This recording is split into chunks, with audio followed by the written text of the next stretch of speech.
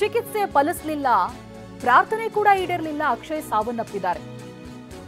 ಕೆಲ ದಿನಗಳ ಹಿಂದೆ ಮರದ ಕೊಂಬೆ ಬಿದ್ದು ಅಕ್ಷಯ್ ಗಾಯವಾಗಿತ್ತು. ಬೆಂಗಳೂರಿನ ಜಯನಗರದ ಅಪೋಲೋ ಆಸ್ಪತ್ರೆಗೆ ಅವರನ್ನ ದಾಖಲಿಸಿ ಚಿಕಿತ್ಸೆ ಕೊಡಿಸಲಾಗಿತ್ತು. ಆದ್ರೆ ಈಗ ಸಾವನ್ನಪ್ಪಿದ್ದಾರೆ ಅನ್ನೋದು ಗೊತ್ತಾಗ್ತಾ ಇದೆ. ಕಾರ್ಡಿಯಾಕ್ ಅರೆಸ್ಟ್ ಆಗಿದೆ. ಆ ಕಾರಣಕ್ಕೆ ಅಕ್ಷಯ್ ಮೃತಪಟ್ಟಿದ್ದಾರೆ. ಅಕ್ಷಯ್ ನಿಧನದ ಬಗ್ಗೆ ಅಪೋಲೋ ಆಸ್ಪತ್ರೆ ವೈದ್ಯರು ಮಾಹಿತಿಯನ್ನ ನೀಡಿದ್ದಾರೆ. ಏನಾಗಿತ್ತು ಅನ್ನೋದು. ಜೂನ್ 15ನೇ ತಾರೀಕು ಮರದ ಕೊಂಬೆ ಬಿದ್ದು ಗಂಭೀರವಾಗಿ ಗಾಯಗೊಂಡಿದ್ರು ಅಕ್ಷಯ್. ಬನಶಂಕರಿಯ ಶ್ರೀನಿವಾಸ ನಗರದಲ್ಲಿ ನಡೆದಿದ್ದಂತಹ ಘಟನೆ, ನಾವು ದೃಶ್ಯವನ್ನು ಕೂಡ ಅವತ್ತಿನ ದಿನ ತೋರಿಸಿದ್ವಿ. ಯಾವ ರೀತಿಯಾಗಿ ಅವರು ಬೈಕ್ ನಲ್ಲಿ ಮೂವ್ ಆಗ್ತಾ ಇರ್ತಾರೆ, ಮರದ ಕೊಂಬೆ ಅವ್ರ ಮೇಲೇನೆ ಬೀಳುತ್ತೆ ಅಂತ. ತಕ್ಷಣವೇ ಅವರನ್ನ ಆಸ್ಪತ್ರೆಗೂ ಕೂಡ ದಾಖಲಿಸಿದ್ದಾರೆ, ಚಿಕಿತ್ಸೆಯನ್ನ ಕೊಡಿಸಿದ್ರು. ಆದರೆ ಚಿಕಿತ್ಸೆ ಫಲಿಸದೆ, ಪ್ರಾರ್ಥನೆಯೂ ಫಲಿಸದೆ ಅಕ್ಷಯ್ ಅಸುನೀಗಿದ್ದಾರೆ. ಎಂತ ದುರ್ದೈವ ನೋಡಿ. ಮನೆಗೆ ಆಧಾರವಾಗಿದ್ದಂತ ಮಗನ ಸಾವಿನಿಂದಾಗಿ ಇಡೀ ಕುಟುಂಬ ಶಾಕ್ಗೊಳಗಾಗಿದೆ. ಆಸ್ಪತ್ರೆ ಬಳಿ ಕುಟುಂಬದವರ ಆಕ್ರಂದನ ಮುಗಿಲು ಮುಟ್ಟಿದೆ. ಅಕ್ಷಯ್ ಬದುಕಿ ಬರಲಿ ಅಂತ ಅವರ ಅಜ್ಜಿ ಹೋಮ ಹವನ ಎಲ್ಲ ಮಾಡಿಸಿದ್ರು. ಮೃತ್ಯುಂಜಯ ಹೋಮವನ್ನ ಮಾಡಿಸಿದ್ರು ಅಜ್ಜಿ ಸಾವಿತ್ರಮ್ಮ. ಸಾವು ಕಣ್ಣೆದುರಿಗೆ ಇದೆ ಅಂತ ಹೇಳಿದಾಗ ಸಾಮಾನ್ಯವಾಗಿ ಮೃತ್ಯುಂಜಯ ಹೋಮ ಮಾಡಿಸ್ತಾರೆ, ಸಾವನ್ನ ಗೆದ್ದು ಬರಬೇಕು ಅಂತ. ಬಟ್ ಅದು ಯಾವ ಪ್ರಾರ್ಥನೆಯೂ ಫಲಿಸಲಿಲ್ಲ. ರಾಜಾಜಿನಗರದ ಖಾಸಗಿ ಕಂಪನಿಯಲ್ಲಿ ಅಕ್ಷಯ್ ಕೆಲಸ ಮಾಡಿಕೊಂಡು ಕುಟುಂಬಕ್ಕೆ ಆಧಾರವಾಗಿದ್ರು. ಈಗ ನೋಡಿ ಆ ಅಜ್ಜಿ ಯಾವ ರೀತಿಯಾಗಿ ಆಕ್ರಂದಿಸ್ತಾ ಇದ್ದಾರೆ. ತನ್ನ ಮೊಮ್ಮಗನನ್ನ ಉಳಿಸ್ಕೊಳ್ಳೋದಕ್ಕೆ ಎಲ್ಲಾ ರೀತಿಯ ಪ್ರಯತ್ನವನ್ನ ಮಾಡಿದ್ರು, ಪ್ರಾರ್ಥನೆಯನ್ನ ಮಾಡಿದ್ರು, ಹೋಮ ಮಾಡಿಸಿದ್ರು. ಆದ್ರೂ ಮೊಮ್ಮಗ ಬದುಕುಳಿಲಿಲ್ಲ.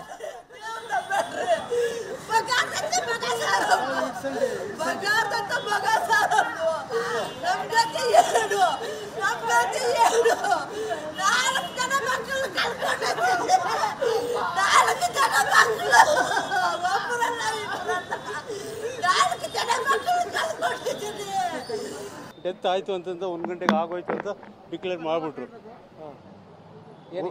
ಎಷ್ಟೊತ್ತಿಗೆ 1 ಗಂಟೆಗೆ ನಿಮ್ಗೆ ಡೆತ್ ಆಗಿದೆ ಬನ್ನಿ ಅಂತ ಹೇಳ್ಬಿಟ್ಟು ಮಗಡೆ ಕರೆದ್ರು. ಆ ಹುಡುಗರು ನನಗೆ ಅಷ್ಟು ಇದಿಲ್ಲ, ಅವರೇ ಹೋದರು. ಅವ್ರು ಹೋದರೆ ಸರಿ ಆಗೋಯ್ತಲ್ಲ, ನಿಮ್ಗೆ ಯಾರಿಗಾನ ಹೇಳ್ಬಿಡಿ ಅಂತಂದರು. ಎಲ್ಲರಿಗೂ ಹೇಳಿದೆ ಅವಾಗಲೇ. ಅದೇ ನಿಮ್ಸ್ಗೆ ಕರ್ಕೊಂಡೋಗ್ಬಿಟ್ಟು ಇವಾಗ ಇದು ಮಾಡ್ತಾರಂತೆ, ಪೋಸ್ಟ್ ಮಾರ್ಟಮ್ ಮಾಡ್ತಾರಂತೆ. ಮಾಡ್ಬಿಟ್ಟು ಆಮೇಲೆ ಇದು ಮಾಡ್ತಾರೆ. ಡಾಕ್ಟ್ರೆ ಕನ್ಫರ್ಮ್ ಮಾಡಿದ್ರು? ಕನ್ಫರ್ಮ್ ಮಾಡಿಬಿಟ್ಟಿದ್ದಾರೆ ಡಾಕ್ಟ್ರ್. ಏನಾಗಿತ್ತಂತೆ? ಮೆಗಡೆ ಹೆಡ್ ಇಂಜರಿ ಆಗಿದೆ, ತಮಗೆಲ್ಲ ಗೊತ್ತಿದೆ.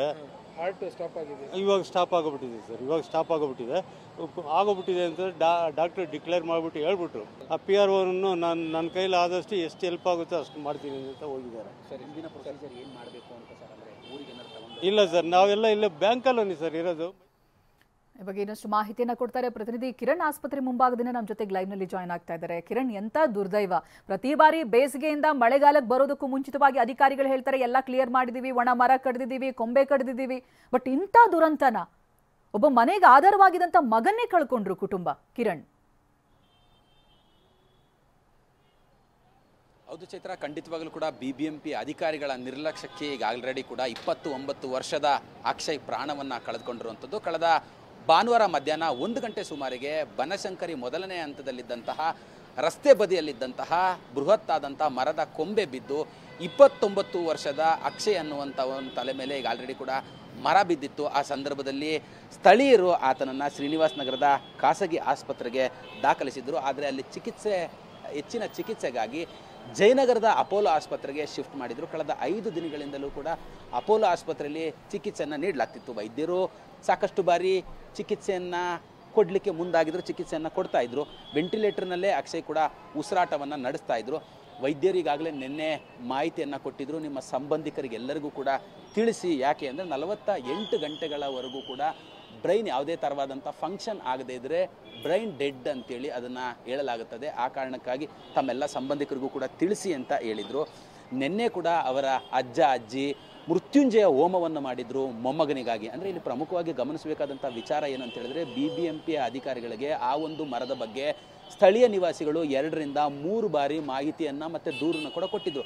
ಆ ಮರದಲ್ಲಿ ಸಾಕಷ್ಟು ರೆಂಬೆ ಕೊಂಬೆಗಳು ಒಣಗಿ ಹೋಗಿವೆ. ಕಳೆದ 24ರಲ್ಲಿ ಮತ್ತು 23ರಲ್ಲಿ 2 ವರ್ಷಗಳಲ್ಲೂ ಕೂಡ ಮರದ ರೆಂಬೆ ಕೊಂಬೆಗಳು ಧರೆಗೆ ಉಳಿದ್ರ ಬಗ್ಗೆ ಮಾಹಿತಿಯನ್ನು ಕೊಟ್ಟಿದ್ರು. ಆದರೂ BBMP ಅಧಿಕಾರಿಗಳು ಯಾವುದೇ ಕಾರಣಕ್ಕೂ BBMP ಅಂದರೆ ಆ ಮರದ ರೆಂಬೆ ಕೊಂಬೆಗಳನ್ನು ತೆರವು ಮಾಡಲಿಕ್ಕೆ ಮುಂದಾಗಿರಲಿಲ್ಲ. ಮತ್ತೆ 2025ರಲ್ಲಿ ಕಳೆದ ಭಾನುವಾರ ಆ ಮರದ ಕೊಂಬೆ ಬಿದ್ದು ಈಗಾಗಲೇ ಅಕ್ಷಯ್ ಸಾವು ಬದುಕಿನ ನಡುವೆ ಹೋರಾಟವನ್ನು ನಡೆಸ್ತಾ ಇದ್ರು. ಇವತ್ತು ಮಧ್ಯಾಹ್ನ 1 ಗಂಟೆ ಸುಮಾರಿಗೆ ಈಗಾಗಲೇ ಸಾವನ್ನಪ್ಪಿರುವಂಥದ್ದು. ಅವರ ಅಜ್ಜಿ ಕೂಡ ಈಗಾಗಲೇ ಕಣ್ಣೀರನ್ನ ಹಾಕ್ತಾ ಇದ್ರು. ಅಂದರೆ 2-3 ದಿನಗಳಿಂದ ವೈದ್ಯರು ಕೂಡ ನಿರಂತರವಾಗಿ ಚಿಕಿತ್ಸೆಯನ್ನು ಕೊಡ್ತಾ ಇದ್ರು. ಆದರೆ ಚಿಕಿತ್ಸೆ ಫಲಕಾರಿಯಾಗದೆ ಇವತ್ತು ಮಧ್ಯಾಹ್ನ 1 ಗಂಟೆ ಸುಮಾರಿಗೆ ಕಾರ್ಡಿಯಾಕ್ ಅರೆಸ್ಟ್ ಆಗಿರುವಂಥದ್ದು. ಈ ನಿಟ್ಟಿನಲ್ಲಿ ಅಕ್ಷಯ್ ಕೂಡ ಸಾವನ್ನಪ್ಪಿದ್ದಾರೆ ಅನ್ನುವಂಥ ಒಂದು ಮಾಹಿತಿಯನ್ನು ಈಗಾಗಲೇ ಅವರ ಪೋಷಕರು ಕೂಡ ಕೊಡ್ತಾ ಇರುವಂಥದ್ದು. ಥ್ಯಾಂಕ್ ಯು ಕಿರಣ್ ಮಾಹಿತಿಗಾಗಿ. ಜಯನಗರ ಅಪೋಲೋ ಆಸ್ಪತ್ರೆ ಮುಂದೆ ಪೊಲೀಸ್ ಭದ್ರತೆ ನೀಡಲಾಗಿದೆ.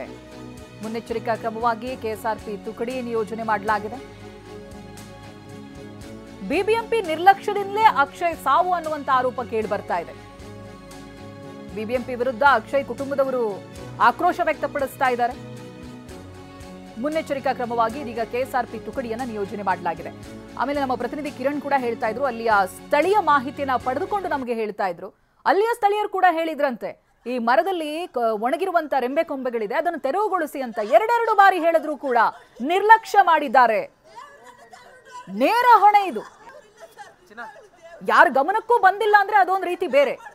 ಸ್ಥಳೀಯರೇ ಕಂಪ್ಲೇಂಟ್ ಮಾಡಿದ್ದಾರೆ, ಒಣಗಿರೋ ರೆಂಬೆ ಕೊಂಬೆಗಳಿದೆ ಕ್ಲಿಯರ್ ಮಾಡಿ ಅಂತ ಕೇಳ್ಕೊಂಡಿದ್ದಾರೆ. ಅದ್ರ ಮೇಲೂ ಕೂಡ ನಿರ್ಲಕ್ಷ್ಯ ತೋರಿಸೋದಕ್ಕೆ ಏನ್ ಕಾರಣ? ಬೇಜವಾಬ್ದಾರಿ ಅಲ್ವಾ? ಬಿಬಿಎಂಪಿ ಸಿಬ್ಬಂದಿಗಳ ಬೇಜವಾಬ್ದಾರಿ ಅಲ್ವಾ? ಪ್ರತಿ ಬಾರಿ ಕೇವಲ ಒಂದು ರೆಕಾರ್ಡ್ಗೋಸ್ಕರ ಬೇಸಿಗೆಗಾಲದಿಂದ ಮಳೆಗಾಲ ಬರ್ತಾ ಇದ್ದ ಹಾಗೆ ನಾವೆಲ್ಲ ರೆಂಬೆ ಕೊಂಬೆಗಳು ತೆರವು ಮಾಡಿದೀವಿ, ಎಲ್ಲ ಸರಿ ಹೋಗಿದೆ ಅಂತ ಪ್ರತಿ ಬಾರಿ ಇಂಥ ಘಟನೆಗಳು ಆಗ್ತಾ ಇರುತ್ತೆ. ಬಟ್ ಈ ಬಾರಿ ಅಂತೂ ನಿರ್ಲಕ್ಷ್ಯ ಆಗಿರೋದು ಎದ್ದು ಕಾಣ್ತಾ ಇದೆ. ಯಾಕಂತ ಹೇಳಿದ್ರೆ ಸ್ಥಳೀಯರು ಕಂಪ್ಲೇಂಟ್ ಮಾಡಿದ್ದಾರೆ 2 ಸಲ.